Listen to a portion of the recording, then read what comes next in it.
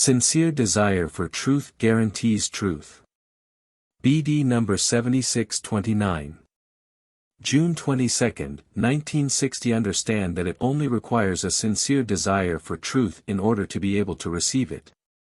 Yet this sincere desire is rarely to be found, even though every person claims to strive for truth. But this, too, is just something people say without spending any thought on it, given that the desire for truth ought to arise from deep within the heart and not leave the person again.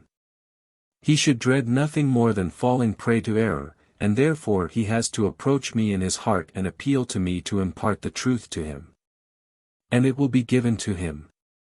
If, however, the human being has received knowledge and holds on to this knowledge without ever having checked that it is true, then it will also be difficult to offer him the truth if it does not correspond to his knowledge, for he will refuse to let go of his knowledge in exchange for the pure truth.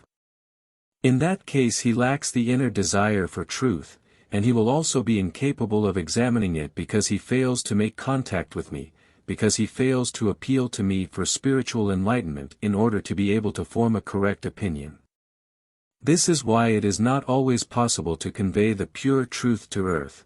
This is why so much spiritual information is assumed to be true although it cannot lay claim to it. And yet it is endorsed as truth. Especially if it originated from the spiritual kingdom, if people believe that they definitely have received the truth. But since the recipient's sincere desire is a prerequisite for the conveyance of truth, the origin from the spiritual kingdom does not always guarantee the truth of what is transmitted to earth. Rather, it necessitates serious examination. And this has to be conducted with me, with my support.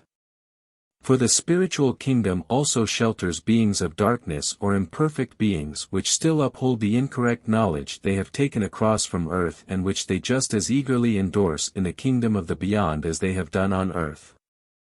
The human being is unable to detach himself from what he loves even in the spiritual kingdom.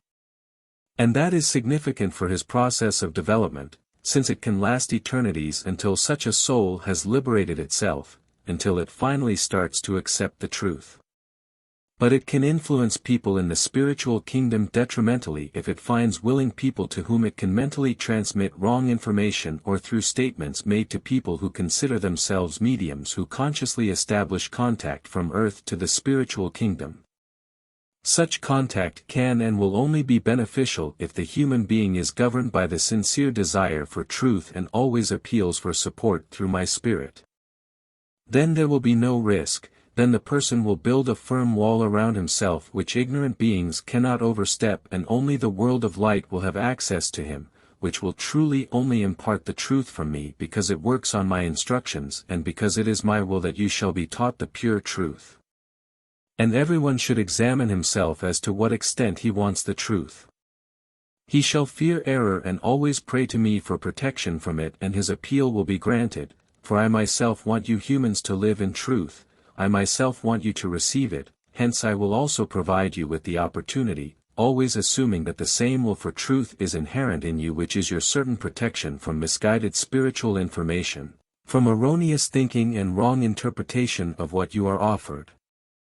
For the truth-desiring human being will also have the right power of judgment, because I convey it to him at the same time as the truth, and therefore he is also able to examine the value of the spiritual information.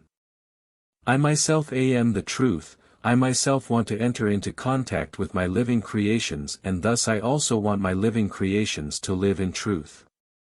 And I will protect them from the influence of beings which try to spread error and disguise themselves as beings of light in order to deceive you into becoming victims of misconceptions. The close bond with me also guarantees correct thinking, correct instruction, it guarantees you the transmission of truth through the Spirit.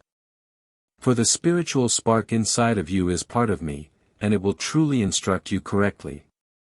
You should all endeavor to be directly taught by your spirit so that you won't need to abide by transmissions from the spiritual world which you cannot verify because you don't know the spiritual state of those who receive such channeled messages.